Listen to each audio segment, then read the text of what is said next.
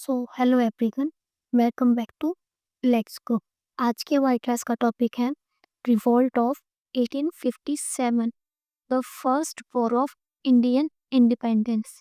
आज की क्लास हमारी बहुत ही इम्पोर्टेंट होने वाली है क्योंकि इस टॉपिक से हमें हर एक एग्जाम में क्वेश्चंस देखने को मिलते हैं। आज के इस क्लास में हम कवर करेंगे causes, leaders, events and results, यानी कि 1857 के रिपोर्ट से क्या कंक्लूजन निकला। आज की जो ये हमारी क्लास है ये इम्पोर्टेंट होने वाली है C TET, T triple S B, T G T, P G T, K V S और यूपीएस एस्पिरेंट्स के लिए। हमें सेम फॉर्मेट में चलना है। पहले अपने नोट्स को स्टडी करेंगे, देन 10 क्वेश्चंस की प्रैक्टिस करेंगे और आपको क्या करना है, वीडियो को ध्यान से देखना है। उसके बाद 30 टू 40 क्वेश्चंस अटेम्प्ट करने हैं इस टॉपिक पर। अगर आप इतना कर लोगे तो आपको इससे एक्स्ट्रा इस टॉपिक के लिए कुछ भी नहीं करना है। अगर आपने ऐसा किया, इसके बाद चाहे आप डी ट्रिपल एस पी का एग्ज़ाम दे रहे हो या फिर यूपीएससी का एग्ज़ाम दे रहे हो, आप हर एक क्वेश्चन को इस माई टॉपिक से इजीली अटेम्प्ट कर लो। चलिए स्टार्ट करते हैं आज के इस क्लास को। Revolt of 1857, the Indian mutiny of 1857 to 59 was a widespread but unsuccessful rebellion against the rule of British East India Company in India, which functioned as a sovereign power on behalf of the British Crown। यानी कि जो 1857 का revolt था ये पूरे India में फैला हुआ था, वाइड स्प्रेड था, बट ये अनसक्सेसफुल रेबिलियन था। रेबिलियन मतलब विद्रोह, यानी अनसक्सेसफुल था। ये किसके अगेंस्ट था? The rule of British East India company, जो फंक्शन कर रही थी किसके बिहाफ पर?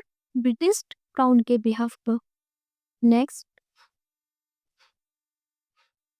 The revolt, it was the first expression of organized resistance against the British east India company, यानी कि ब्रिटिश ईस्ट इंडिया कंपनी के खिलाफ ये पहला इंडियन का रेजिस्टेंस था, यानी कि विद्रोह था। अब इंडियंस को ये समझ में आने लग गया था कि जो ब्रिटिशर्स है ये हमारे लिए कुछ भी वर्क नहीं कर रहे हैं, सिर्फ अपने प्रॉफिट के लिए काम करते हैं। अब उन्होंने इनके खिलाफ रिवोल्ट करना स्टार्ट किया। It began as a revolt of the sepoys, यानी कि सिपाही। It began as a revolt of the sepoy of the British East India company's army, but eventually secure the participation of the masses, यानी कि large number पर इस revolt में लोगों ने पार्टिसिपेट किया और यह पूरे इंडिया में स्प्रेड हुआ। Next, the revolt is known by several names, यानी कि इस रिवोल्ट को हम अलग अलग नामों से भी जानते हैं, जैसे कि the स्पॉय mutiny bye the British historians, यानी कि ब्रिटिश हिस्टोरियंस क्या बोलते हैं इसको? The स्पॉय mutiny. The Indian mutiny, the great rebellion by the Indian historians, इसको बोलते हैं द इंडियन म्यूटनी और the great rebellion. The revolt of 1857, the Indian insurrection and the first war of independence, ये बोलते हैं by Vinayak Damodar Savarkar. Next, causes of the revolt, revolt होने के कारण क्या थे? अब उन कारण को देखते हैं। सबसे पहला कॉजेज हम देखते हैं पॉलिटिकल, यानी कि पॉलिटिकल कॉजेज क्या था? First, British policies of expansion, यानी कि जो ब्रिटिशर्स की पॉलिसी थी ना पूरे इंडिया को क्या करने की, अपने अंडर लेने की, उस पॉलिसीज के कारण ये रिवोल्ट हुआ। कौन कौन सी पॉलिसीज थी? The political cause of the revolt were the British policy of expansion through the doctrine of lapse and direct annexations, यानी कि कौन कौन सी पॉलिसी थी? एक तो थी डॉक्ट्राइन ऑफ लैप्स, जिसको कौन लेके आया था? डेलोजी लेके आया था। और डायरेक्ट एनेक्शन यानी कि डायरेक्ट उस पर कब्जा करने की। डायरेक्ट कब्जा कैसे किया था कि ये बोल के कि ये वाला जो रूलर है ये अपने अपने एरिया को क्या कर रहा है, मिसमैनेजमेंट कर रहा है या फिर मिस एडमिनिस्ट्रेटिव है यहाँ का, उससे ये सब कुछ मैनेज नहीं हो रहा है, ये बोलकर वो डायरेक्टली उसको कब्जा कर लेते थे। ये थी इनकी दो policies. A large number of Indian ruler and chiefs were dislodged, thus absorbing fear in this mind of other ruling families who apprehended a similar fate। यानी कि अब जो कुछ तो एरिया उन्होंने डॉक्ट्राइन ऑफ लैप्स से हड़प लिए और कुछ उन्होंने डायरेक्ट कब्जा करके हड़प लिए। अब जो बाकी के रूलर्स थे ना, उनके माइंड में भी ये फियर बैठ गया कि जैसे ये बाकी राजाओं के साथ कर रहे हैं ना, ऐसा ही ये हमारे साथ भी करेंगे एक दिन। Next, Rani Lakshmibai adopted son was not permitted to sit on the throne of Jhansi. यानी कि जो रानी लक्ष्मीबाई थी, उनका जो अडॉप्टेड सन था, उसको क्या क्या नहीं किया उन्होंने, परमिटेड नहीं दी, उसको परमिशन नहीं दी झांसी के राजगद्दी पर बैठने की, क्योंकि उनका ये मानना था कि ये तो अडॉप्टेड सन है, इसलिए इसको उन्होंने परमिशन नहीं दी। नेक्स्ट, सितारा, नाग Nagpur and Jhansi were annexed under the doctrine of lapse.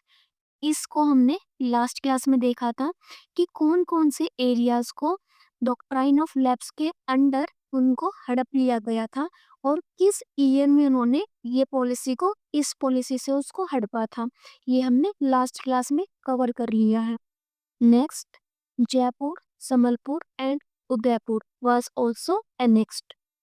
Next, the annexation of Awadh by Lord Dalhousie on the pretext of maladministration left thousands of nobles, officers, retainers and soldiers jobless। यानी कि अवध पर जब उन्होंने कब्जा किया, Lord डैलोजी ने क्या बोला कि यहाँ पे तो मेल एडमिनिस्ट्रेशन हो रहा है, यानी कि यहाँ का जो प्रशासन है वो अच्छे से राजा से संभाला नहीं जा रहा है।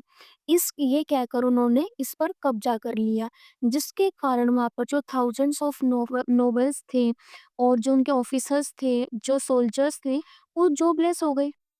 This measures converted Awadh a loyal state into a hotbed of discontent and intrigue. Next, doctrine of lapse, यानी कि जो डॉक्ट्राइन ऑफ लैप्स की पॉलिसी है वो पॉलिसी है क्या, the notable British technique called the doctrine of lapse was first prepared by Lord Dalhousie in the late 1840s। यानी कि इसको कौन लेके आया था, लॉर्ड डेलोजी लेके आया था। ये ब्रिटिशर्स की टेक्निक थी जिससे वो क्या करते थे, एक राज्य को इजीली हड़प लेते थे।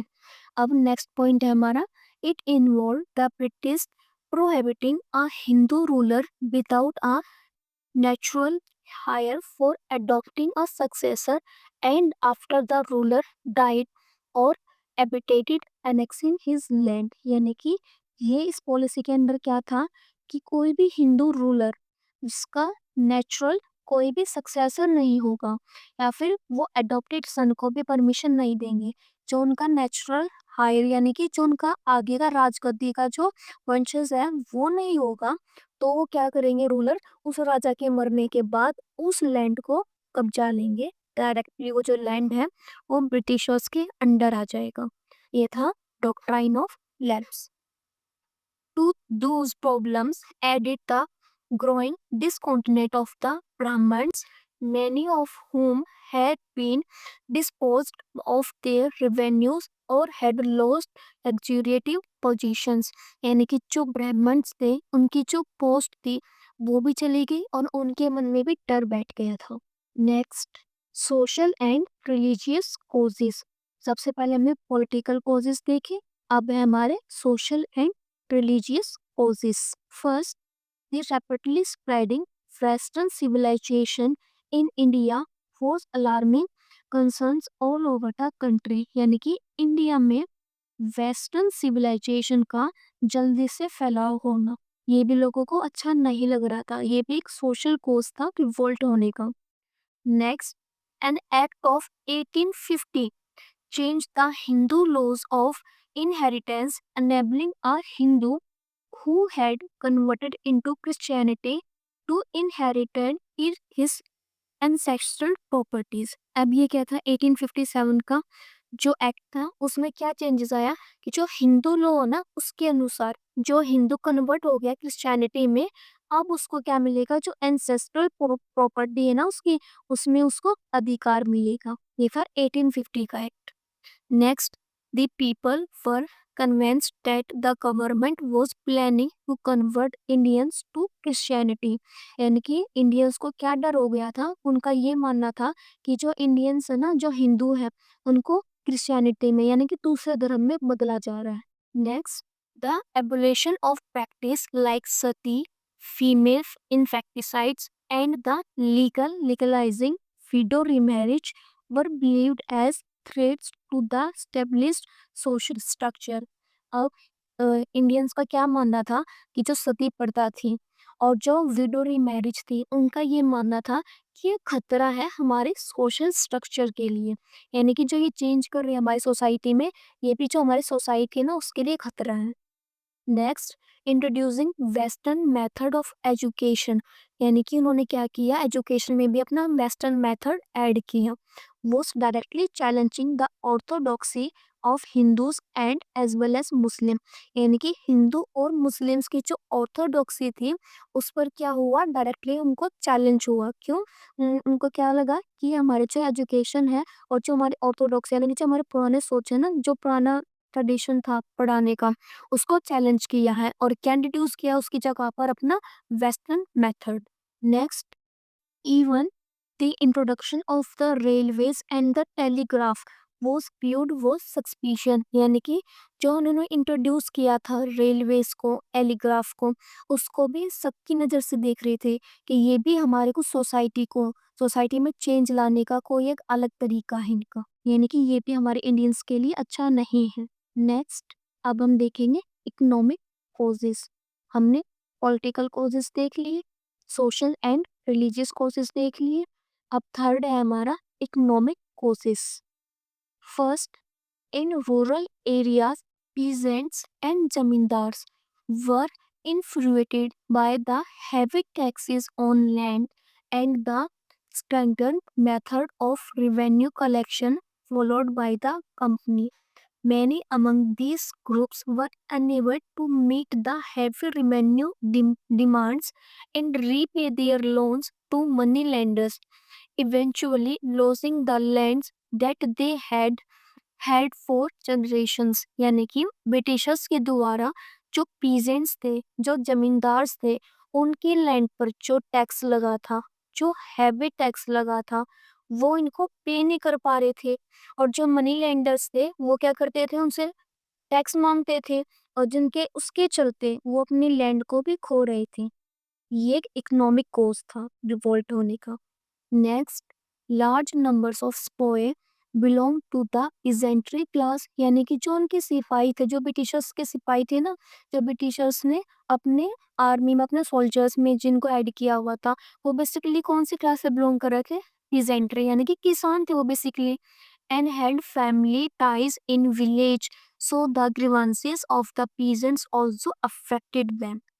Next, after the Industrial Revolution in England, there was an influx of British manufactured goods into India, which ruined particularly the textile industry of India. Indian handicraft industries had to compete with cheap machines made goods from the Britain, यानी कि जो England में क्या हुआ था industrial revolution हुआ था उससे अब क्या हुआ ब्रिटिशर्स क्या कर रहे थे वहाँ पर जो हमारा टेक्सटाइल था इंडस्ट्री ऑफ इंडिया का यहाँ से कॉटन लेके इंग्लैंड में बेच रहे थे या फिर अपने ब्रिटिश में बेच रहे थे और वहाँ पर मशीन से इजीली उसको क्या कर रहे थे बनवा रहे थे और जो कि चीप रेट पे था।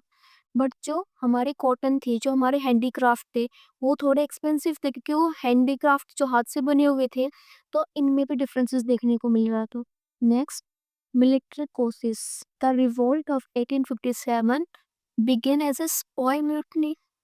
Next, Indian spy formed more than 87% of the British troops in India but were considered inferior to the British soldiers. यानी कि जो इंडियन स्पॉय थे वो 87% ज़्यादा ब्रिटिश ट्रूप्स बना रहे थे बट उनको क्या कंसीडर किया जा रहा था फिर भी कि वो ब्रिटिश सोल्जर्स से नीचे है, इन्फीरियर है। उनको फिर भी सुपीरियर नहीं माना जा रहा था, उनको अभी भी नीचा ही समझा जा रहा था। Next, an Indian spy was paid less than a European spy of the same rank। यानी कि एक ब्रिटिशर्स आर्मी का स्पॉय है, एक इंडियन स्पॉय है। अब जो सेम दोनों रैंक भी दोनों की सेम है बट जो ब्रिटिशर्स स्पॉय है उसकी जो सैलरी है वो ज़्यादा है और सेम रैंक पे दोनों। और जो इंडियन स्पॉय है उसकी जो सैलरी है वो कम है। क्यों? क्योंकि वो इंडिया से है।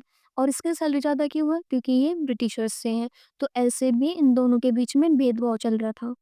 Next, they were required to serve in area far away from their homes. यानी कि जो इंडियंस आर्मी थे, जो इंडियन स्पॉय थे, उनको उनके घर से दूर क्या किया जा रहा था? उनकी जो जॉब थी उनके घर से दूर रखी जा रही थी, यानी कि अपने घर के पास में भी नहीं थे। Next, in 1856 Lord Canning issued the general services Enlistment Act, which required that the spy must be ready to serve even in British land across the sea। यानी कि लॉर्ड कैनिंग था, उसने क्या बोला था कि वो घर से दूर, तो जैसे कि यहाँ पे तो घर से दूर थी उनकी जॉब, ये तो फिर भी चलो देखा जाए। उसने क्या बोला कि स्पॉय को रेडी रहना है क्योंकि उनकी रिक्वायरमेंट पड़ने पर उनको ब्रिटिश आर्मी के लिए लड़ना पड़ेगा और इनको समुंदर पार भी जाना पड़ सकता है। Next, Lord Canning Charles John Canning was a statesman and Governor General of India during the Indian Mutiny of 1857। यानी कि जब 1857 का रिवोल्ट हुआ उस टाइम पर जो गवर्नर जनरल थे इंडिया के वो कौन थे? लॉर्ड कैनिंग थे। Next, he become the first viceroy of India in 1858। जो हमारी लास्ट क्लास थी जिसमें हमने पढ़ा था गवर्नर जनरल एंड वायसरॉय, उसमें हमने सभी गवर्नर जनरल की जो भी इम्पोर्टेंट पॉलिसीज थे, जो उनके वर्क थे, उनको कवर किया था। और उसी वीडियो में मैंने आपको बताया था कि जो हमारे 1857 का जो रिवोल्ट है वो लॉर्ड कैनिंग के टाइम पर हुआ था और लॉर्ड कैनिंग को ही 1858 में क्या बना दिया गया? फर्स्ट वाइसरॉय ऑफ इंडिया बना दिया गया। कौन से एक्ट के द्वारा बनाया गया था? मुझे कमेंट में बता दो। Next, the important events during his tenure included. कुछ और इम्पोर्टेंट क्या है? वर्क है, इवेंट्स हुए थे जो इसके टाइम पीरियड में हुए थे। कौन कौन से? The mutiny of 1857 which was able to suppress successfully. यानी कि जो 1857 का रिवोल्ट हुआ था ये इसने क्या किया था? उसको सप्रेस कर दिया, दबा दिया था सक्सेसफुली। हाँ जी, जो कि हमने पिछली स्लाइड में भी देख लिया कि जो 1857 का रिवोल्ट था ये हमारा अनसक्सेसफुल रिबेलियन था। Next, passing of Indian counselling act 1861 which introduced portfolio system in India. Next, withdrawal of doctrine of lapse, which was one of the main reason of mutiny of 1858. Next, introduction of code of criminal procedure. Next, enactment of Indian High Courts Act. Next, Indian Penal Code 1858। ये कुछ events थे जो Lord Canning के time पर हुए थे। ये भी आपसे एग्जाम में पूछे जा सकते हैं।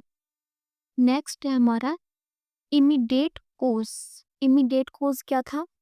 The revolt of 1857 eventually broke out over the incidents of greased cartilage.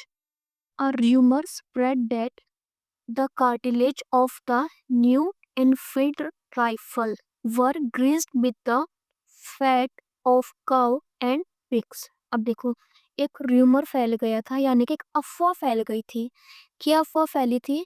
कि जो उन्होंने नई गन जो लॉन्च की थी जिसका नाम था इनफिल्ड राइफल। ये भी एग्जाम में पूछा जा सकता है कि उस गन का क्या नाम था, उस कार्टिलेज का क्या नाम था। उसका नाम था इनफिल्ड राइफल। उसके क्या क्या अफवाह फैले कि उसको कोटेड किया गया है किसके साथ? Fat of cow and pigs.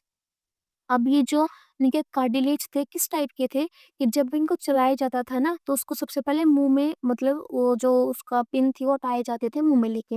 अब काऊ की और पिग की उसमें जो फैट है वो लगा हुआ है, तो जिससे क्या होगा लोगों के बीच में जो उनकी आस्था है, जो उनका रिलीजियस है, उस अपने रिलीजन को लेकर ज़्यादा उनकी स्ट्रॉन्ग फीलिंग्स थी। इसके चलते उनको क्या लगा कि ये हमारा जो धर्म है ना उसको भ्रष्ट कर रहे हैं, यानी कि जो हमारा धर्म है ना उसके खिलाफ है ये, इसलिए ये अफवाह फैलाई गई थी। Next, before loading these rifles, the boy had to bite off the paper on the cartilage. यानी कि देखो आ गया ना वही पॉइंट कि बिफोर यानी कि जब उस राइफल को यूज करते थे उससे पहले जो स्पॉय थे वो बाइट करते थे, bite of the paper on the cartilage. Both Hindu and Muslim sepoy refuse to use them. जो हिंदू और मुस्लिम दोनों स्पॉय थे ना उन्होंने मना कर दिया इसके यूज से। क्यों? क्योंकि उनका ये मानना था कि जो इस पे कोटेड है वो किसकी है, काऊ और पिग के फैट की है, जो कि उनका धर्म मना करता है इन चीजों को यूज के यानी कि इन चीजों को खाने के लिए। Lord Canning tried to make amends for the error and the offending cartilage were withdrawn, but the damage had already been done. This was unrest in several places. In March 1857, Mangal Pandey a spy in Barrackpore. ये question आता है मंगल पांडे के ऊपर और वो कहाँ का स्पॉय था, बरकपुर का। had refused to use the cartilage and attacked these senior officers। अब क्या होता है मार्च में 1857 में जो मंगल पांडे स्पॉय होता है ना उसने मना कर दिया। कहाँ पे था उसका वो कहाँ का स्पॉय था, बारकपुर का था। उसने रिफ्यूज कर दिया, उसने मना कर दिया कि जो ये कार्टिलेज है ना इससे इसका मैं यूज नहीं करूंगा, और उसने अटैक कर दिया अपने सीनियर ऑफिसर्स पे। He was hang to death on 8 April. उसको 8 अप्रैल को फांसी पे चढ़ा दिया गया इसी बात के लिए। अब इससे क्या हो गया, रिवोल्ट स्टार्ट हो गया क्योंकि पहले स्पॉय ने मना कर दिया था, जो उनके सोल्जर्स उन्होंने मना कर दिया था, हिंदू और मुस्लिम दोनों ने, कि हम इस वाले कार्टिलेज का यूज करेंगे ही नहीं। कौन सा कार्टिलेज, इनफील्ड राइफल्स। क्यों? क्योंकि ये कोटेड है किससे, काउ और पिग के फैट से। उन्होंने पहले ही मना कर दिया। फिर जो ये जो स्पॉय था मंगल पांडे, इसने ऑफिसर्स पे भी अटैक कर दिया और उसने भी मना किया था यूज के लिए। इसके लिए इसको फांसी पर हैंग कर दिया गया। इसके चलते जो ये रिवॉल्ट था ये स्टार्ट हो गया। On 9th May 85 soldiers in Meerut refused to use the new rifle and were sentenced to 10 years imprisonment। जो 9 मई को 85 सोल्जर्स थे मेरठ में उन्होंने भी मना कर दिया कि हम इस कटलेज का यूज नहीं करेंगे। Next, centres of the revolt. अब जो रिवोल्ट हुआ इसके सेंटर्स क्या थे, इसके केंद्र क्या क्या थे, कौन कहाँ पर ये रिवोल्ट स्टार्ट हुआ। हमने कोजेस देख लिए, कारण देख लिए, अब देखेंगे इसका सेंटर क्या था, केंद्र क्या क्या था। The revolt spread over the entire area from the neighbourhood of Patna to the borders of Rajasthan. The main centers of the revolt in this region named Kanpur, Lucknow, Delhi, Jhansi, Gwalior and Arrah in Bihar.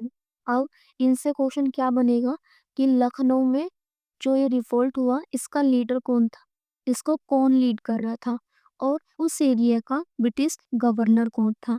ऐसे questions पूछे जाते हैं। Lucknow, it was the capital of Awadh. Awadh की capital थी Lucknow. Begum Hazrat Mahal, one of the Begum of the ex-king of Awadh took up the leadership of the revolt। यानी कि जो बेगम हजरत महल थी उसने वो लीडर थी कहाँ की, लखनऊ की। उन्होंने रिवोल्ट स्टार्ट किया लखनऊ में, इसने बेगम हजरत महल ने। नेक्स्ट, कानपुर। कानपुर से कौन था, the revolt was led by the Nana Saheb, the adopted son of Peshwa Bajirao second. ये भी क्वेश्चन बनता है कि जो नाना साहेब थे ये किसके अडॉप्टेड सन थे, पेशवा बाजीराव सेकंड के। और ये कहाँ के लीडर थे, कानपुर के लीडर थे। कौन से रिवोल्ट में, 1857 के रिवोल्ट में। हमें इस टाइप से लर्न करते हुए चलना है जिससे जो हमारा आयोग है वो कैसे भी क्वेश्चंस पूछे, कितने भी घुमा फिरा के क्वेश्चंस पूछे, हम इजीली उनको अटेम्प्ट करते। Next, he joined the revolt primarily because he was deprived of his pension by the British. यानी कि नाना साहेब ने रिवोल्ट को इसलिए ज्वाइन किया क्योंकि उनका फर्स्ट रीजन क्या था, उनकी जो पेंशन थी जो ब्रिटिशर्स उन्हें प्रोवाइड करते थे उनसे उनको वंचित कर दिया गया था. Next, the victory was short-lived. Kanpur was recaptured by the British after fresh reinforcement arrived. यानी कि सेना की टुकड़ी जब दोबारा आती है तो कानपुर था उसको फिर से कब्जा लिया जाता है. कानपुर पर फिर से ब्रिटिशर्स का कब्जा हो जाता है. Next, the revolt was suppressed with terrible वेंजेनेंस.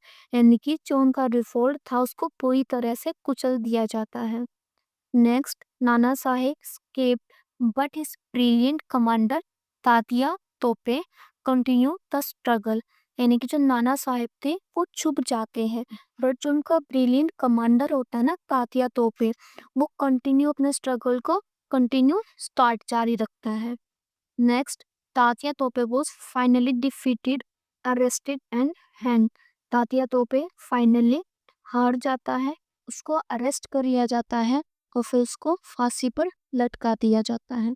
अब बात कर लेते हैं झांसी की. The 22-year-old Rani Lakshmibai led the rebel, but the British refused to accept the claim of her adopted son to the throne of Jhansi.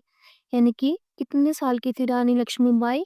22 years old. अब क्या होता है जो उनका रेबल था वो इसलिए था ब्रिटिशर्स से कि ब्रिटिशर्स ने रिफ्यूज कर दिया था, मना कर दिया था एक्सेप्ट करने से उनके एडॉप्टेड सन को झांसी की राजगद्दी पर बिठाने से.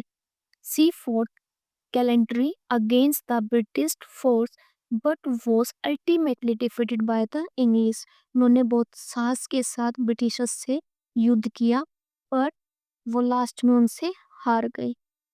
Next, Gwalior. After Rani Lakshmibai escaped, his was joined by Tatya Tope and together they marched to Gwalior and captured it. Fierce fighting followed when the Rani of Jhansi fought like a tigress but died. Fighting to very end, Gwalior was recaptured by the British. यानी कि जब झांसी से रानी लक्ष्मीबाई ग्वालियर में आती है और तात्या तोपे के साथ उनके ब्रिटिशर्स के खिलाफ बहुत अच्छी फाइट लड़ती है बट वो लास्ट में क्या होता है, fight to the very end Gwalior was recaptured by the British. यानी कि जो रानी जहाँ से रानी लक्ष्मीबाई थी वो मर जाती है, वहां पर शहीद हो जाती है. उसके बाद जो ग्वालियर था उसको भी रिकैप्चर कर लिया जाता है ब्रिटिशर्स ने. Next, Bihar. The revolt was led by Kuwar Singh, who belonged to a royal house of Jagdishpur Bihar. अब बिहार से कौन लीड कर रहे थे? कुंवर सिंह. वो कहाँ से बिलोंग करते थे? रॉयल हाउस ऑफ जगदीशपुर से. जगदीशपुर कहाँ पे था? बिहार में. Next, suppression and the revolt. Revolt को कैसे दबाया गया? The revolt of 1857 lasted for more than a year. It was suppressed by the middle of 1858. On July 8, 1858, 14 months after the outbreak at Meerut, peace was finally proclaimed by Lord Canning. मैंने आपको बताया था Lord Canning 1857 का जो revolt था इसके time period में हुआ था और फिर ये 1858 में क्या बन गया? First voice Roy of India. इसके टाइम पीरियड में ही रिवोल्ट को दबाया गया था. जो ये वाली स्लाइड है ये वेरी वेरी इंपॉर्टेंट स्लाइड है. इसमें से आपको डायरेक्टली क्वेश्चंस देखने को मिलेंगे एग्जाम में. आपसे एग्जाम में पूछा जाएगा कि पीस ऑफ रिवोल्ट कौन सी जगह पर रिवोल्ट हुआ, फिर उस जगह पर कौन इंडियन लीडर था जिसने रिवोल्ट को लीड किया और British officer who suppress the revolt. उस जगह का जो रिवोल्ट था कौन से ब्रिटिश ऑफिसर ने उसको दबाया, उसको सप्रेस किया. ऐसे क्वेश्चंस बनेंगे और ये वाली जो स्लाइड है ये बहुत इंपॉर्टेंट है. चलिए देखते हैं. सबसे पहले दिल्ली में रिवोल्ट हुआ था. लीडर कौन था? बहादुर शाह जफर. ये मुगल राजा था. अगर बोलूं मैं अंतिम मुगल राजा था. इसके बाद जो मुगल डायनेस्टी थी वो फिनिश हो गई। इसको ब्रिटिश ऑफिसर कौन था जिसने इस रिवोल्ट को यहाँ पर दबाया? वो था John Nicholson. John Nicholson. Second, Lucknow. Lucknow में कौन थी? बेगम हजरत महल। यहाँ पर कौन था British officer? Henry Lawrence. Third, Kanpur. Kanpur से कौन लड़ रहे थे? नाना साहेब। और British officer sir Colin Campbell. Fourth, Jhansi and Gwalior, Rani Lakshmibai and Tatya Tope. यहाँ पर कौन था? General Hugh Rose. Fifth, Bareilly. Bareilly का लीडर कौन था? खान बहादुर खान। यहाँ पर कौन था British officer? Sir Colin Campbell. यानी कि जो कानपुर और बरेली के दोनों एक ही ब्रिटिश ऑफिसर्स थे। ऐसे भी आप लर्न कर सकते हो। फिर सिक्स, इलाहाबाद एंड बनारस। यहाँ पर कौन था Indian leader? Maulvi Liaquat Ali. British officer Colin फॉन्सेल। और सेवंथ है हमारा बिहार। बिहार से कौन था? कुंवर सिंह। और ब्रिटिश ऑफिसर विलियम टाइलोर। यहाँ से आपको इस पूरी स्लाइड को लर्न करना है जो कि काफी इंपॉर्टेंट है। ऐसे क्वेश्चंस बनेंगे। Next, five get the revolt fail. अब हमने देखा कि पूरे इंडिया में वाइड स्प्रेड रिवोल्ट था। सभी इसमें पार्टिसिपेशन कर रहे थे। और इंडिया का ये फर्स्ट क्या था? वॉर ऑफ इंडिपेंडेंस भी हम इसको बोलते हैं। फिर ये फेल क्यों हुआ? इसका रीजन क्या था फेल होने का? वो देखते हैं। Limited uprising all through the revolt was fairly widespread. A large part of the country remained unaffected by it. यानी कि जे स्प्रेड, जो रिवोल्ट था ये वाइड स्प्रेड तो था बट फेयरली नहीं था। पूरे इंडिया में ये एकदम से नहीं फैला। इसके कुछ पार्ट्स ऐसे थे इंडिया के जो अनअफेक्टेड रह गए, यानी कि उनको इस रिवोल्ट में पार्टिसिपेशन उन्होंने किया ही नहीं। कुछ पार्ट ऐसे थे इंडिया के। Next, the revolt was mainly confined to do the Doab region, Sindh, Rajputana, Kashmir, most part of the Punjab. यानी कि इस रिवोल्ट में मेनली कन्फाइंड कौन कौन से एरिया के? दोआब का रीजन जिसमें सिंध, राजपूताना, कश्मीर और पंजाब के कुछ पार्ट आते हैं। Next, the large princely state Hyderabad, Mysore, Taran, Travancore, and Kashmir, as well as the smaller ones of Rajputanas, did not join the rebellion. अब हमें देखो पूरा रिवोल्ट पढ़ लिया, कौन कौन से एरिया में हुआ, कौन कौन लीडर था, ये सब हमने देख लिया। उसमें हमने ना तो हैदराबाद का नाम सुना, ना मैसूर का नाम सुना, ना राजस्थान का नाम सुना, ना कश्मीर का नाम सुना। यानी कि जो ये पार्ट थे ना, इन्होंने पार्टिसिपेट ही नहीं किया, इन्होंने रेबिलियन को ज्वाइन ही नहीं किया था। इसीलिए भी एक रीजन है कि जिससे जो रिवोल्ट था ये फेल हो गया। Next, the southern province did not take part in it. यानी कि जो साउथर्न इंडिया है इन्होंने भी किसी ने पार्टिसिपेट नहीं किया इस रिवोल्ट में। Next, no effective leadership. The rebels lacked an effective leaders. Although Nana Sahib, Tatya Tope, and Rani Lakshmibai were brave leaders, they could not offer effective leadership to the movement as a whole. यानी कि कोई ज़्यादा अच्छा no effective leadership था। कुछ तो थे जिन्होंने बहुत अच्छा काम किया बट सभी जैसे कि एक अच्छी लीडरशिप नहीं निकल कर आए। Next, limited resources. जो इंडियंस थे, जो पेबिलियन थे, उनके पास क्या था? लिमिटेड रिसोर्स थे ब्रिटिशर्स के खिलाफ लड़ने के लिए। The rebels lacked resources in term of man and money. यानी कि बात कर सोल्जर्स की, स्पॉइल की या फिर मनी की, पैसे की, उनमें क्या थी? कमी देखने को मिली हमें। The English on the other hand received a steady supply of man, money and arms in India. जबकि जो ब्रिटिशर्स थे, जो ब्रिटिश गवर्नमेंट थी, उनके पास अच्छे खासे पैसे थे लड़ने के लिए, मैन थी, पावर थी और आर्म्स भी थी इंडिया की। हम इसलिए भी पीछे रह गए। Next, no participation of the middle class. यानी कि जो मिडिल क्लास था उनका भी पार्टिसिपेशन नहीं मिला। The English educated middle class, the rich merchants, traders and zamindars of Bengal help the British to suppress the revolt. यानी कि जो इंग्लिश एजुकेटेड मिडिल क्लास थी, जो रिच मर्चेंट थे, ट्रेडर थे, जमींदार थे ऑफ बंगाल, उन्होंने ब्रिटिशर्स की हेल्प करी इस रिवोल्ट को सप्रेस करने में यानी कि दबाने में। Next, result of the revolt, क्या रिजल्ट आया इस रिवोल्ट से? एंड ऑफ कंपनी रूल, यानी कि जो कंपनी थी ना ब्रिटिश ईस्ट इंडिया कंपनी, उसका एंड हो गया, अब वो फिनिश हो गई। अब वो फिनिश हो गई तो हम तो 1947 में आजाद हुए थे, तो फिर रूल किसका था? ये देखते हैं। The great uprising of 1857 was an important landmark in the history of modern India. The revolt marked the end of the East India Company's rule in India. Direct rule of the British crown, अब किसका rule होगा यहाँ पर? Direct British crown का। India now came under the direct rule of the British crown. This was announced by Lord Canning at Darbar in Allahabad in a proclamation issued on 1st November 1858 in the name of the Queen.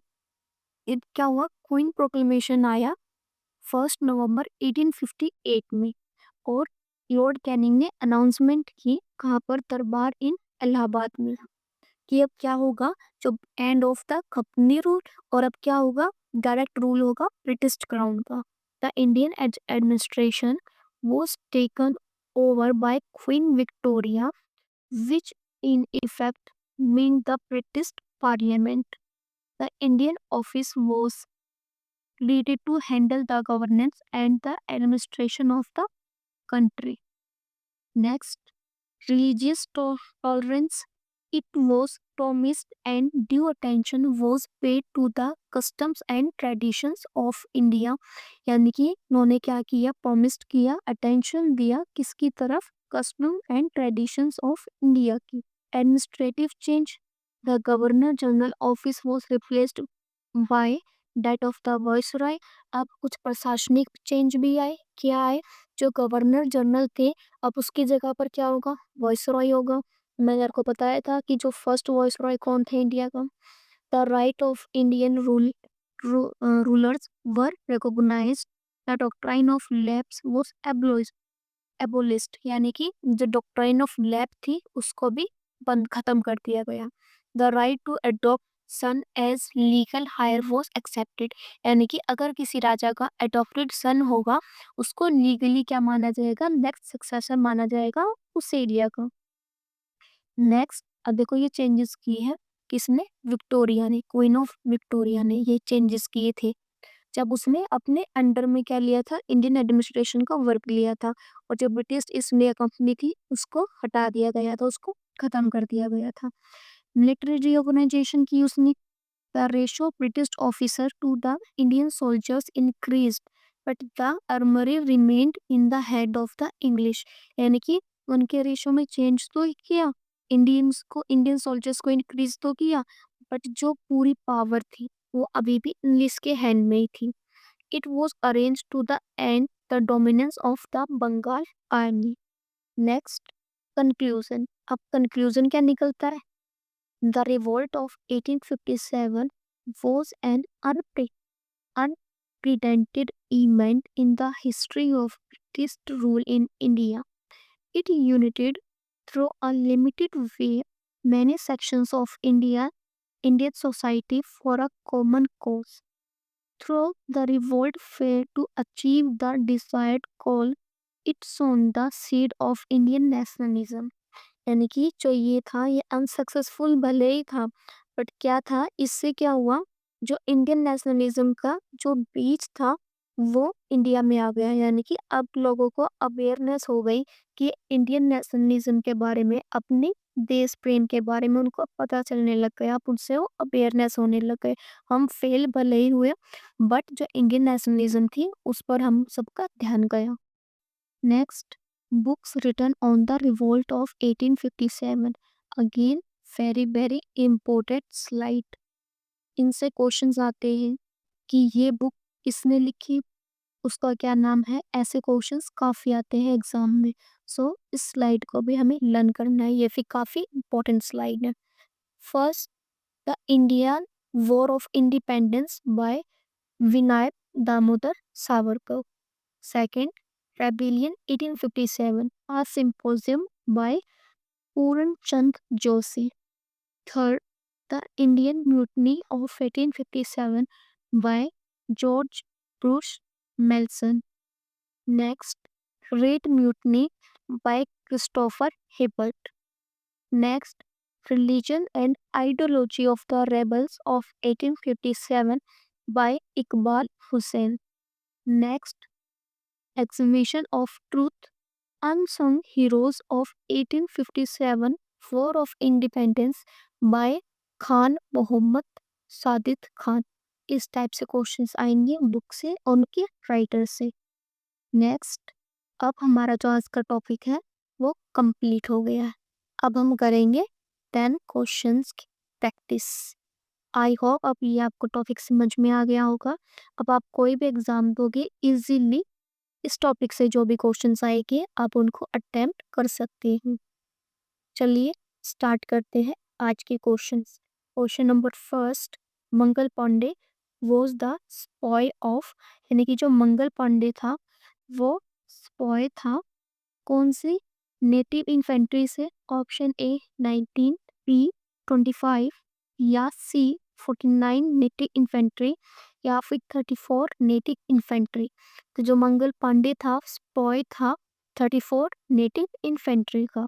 Next question number second, what was the main cause of 1857 revolt, यानी कि 1857 का revolt का main कारण क्या था? Public outreach, military discontent, management of Christianity, missionaries या फिर policies of the British empire. So question number second का राइट आंसर होगा option number D, policies of the British empire. Next question number third, the first war of independence started from, यानी कि जो हमारा 1857 का revolt है वो start कहाँ से हुआ था? लखनऊ से, झांसी से, मेरठ से या फिर कानपुर से? सो क्वेश्चन नंबर थर्ड का राइट आंसर होगा मेरठ से।